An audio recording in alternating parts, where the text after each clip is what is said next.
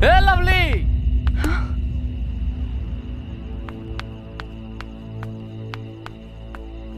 अब तो यहाँ का करे आयल बड़ा? फिल्म में एक्टिंग करत करत रियल लाइफ में भी एक्टिंग करे लगलू। सच में बहुत बड़ कलाकार बाड़ू तू, लेकिन तुहार दिल बहुत छोट हो गिल बा। शायद यही से हमरा के बाहर निकाल के फेंक देलू तू। अब हम तोहरा से कोनो बात नहीं करल चाहता नहीं। काहे? अपना धोखेबाजी पे शर्म आवता तोहरा? फालतू बात मत कर और चल जाए जैसे। हाँ चल जाई, काहे कि हम जान गिल बानी कि तू एजा हमरा से शादी के बात करे खातिर ना, अपने बाप से बेइज्जती करावे खातिर बोल रहलू। ये बतावे खातिर कि तू अपना फेवरेट सिंगर राजा से शादी करे खातिर व्याकुल बाड़ू। तू पगला गेल बाड़ा। हाँ हम पागल हो गिल बानी। तुहार बेवफाई हमके पागल कर दिले बा। तू स्टार बन के घमंडी और लालची हो गिल बाड़ू, और तू हमरा माई के कसम तोड़ देलू जवन तोहरा के अपन बहू मन ले रहे। राजा के शोहरत पर तू और तोहर बाप लुभा गिल बाड़ो लोग। यही से हमरा से पाला झाड़ल चाहता तू, लेकिन हम तोहरा के इतना आसानी से छोड़े वाला नहीं थी। तू कल भी हमार रहलू, आज भी हमार बाड़ू और हमेशा हमार रहबू। हम जाना तानी तू हमरा से बहुत प्यार करेलू। ना, अब हम तोहरे से प्यार ना करेनी। अब तो हमारे प्यार का हमार नफरत के भी लायक नहीं खा। याद रखना, एक दिन तेरे नफरत को प्यार में बदल दूंगा। राजा से भी बड़ा स्टार बनूंगा, तुझे अपने कदमों में झुका दूंगा। तरसोगी मेरी बाहों में आने के लिए।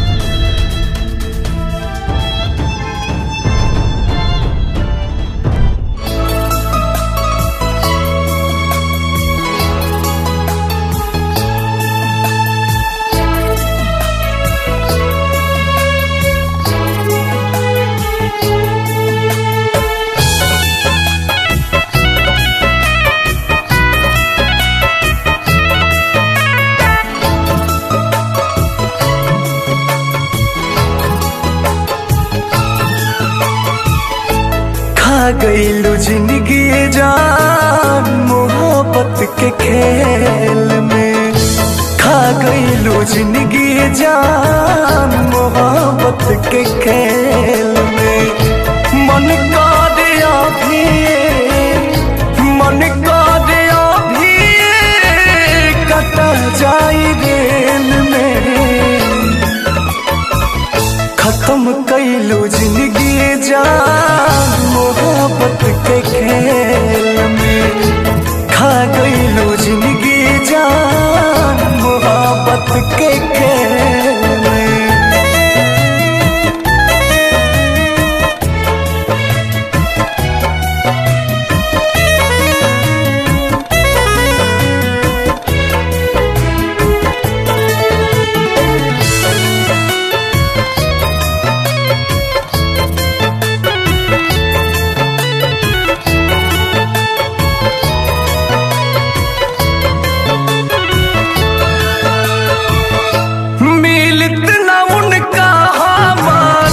लस्सियों ने रेखे के फुटी फुटी रोई है मिली तुम हवो ना देखे के। हो मिलित ना उनका हमार लस्सियों ने रेखे के फुटी फुटी रोई है मिली तुम हवो ना देखे के। डाली गईली जान हमरो, डाली गईली जान हमरो जिंदगी झमेल में। खा गईलू जिंदगी जान मोहब्बत के खेल में।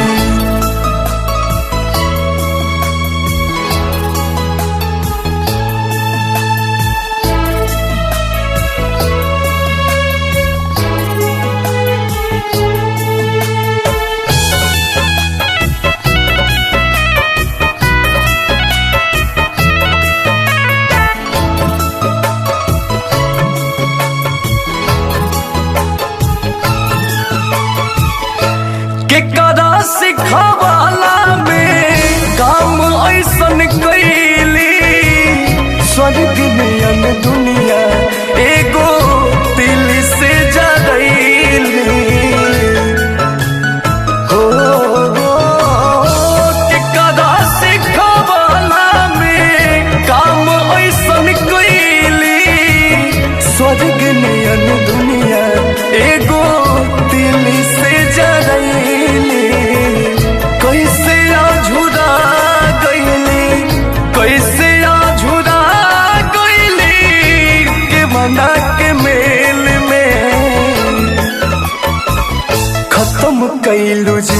जिंदगी जान मोहब्बत के खेल में खा गईलू जिंदगी जान मोहब्बत के खेल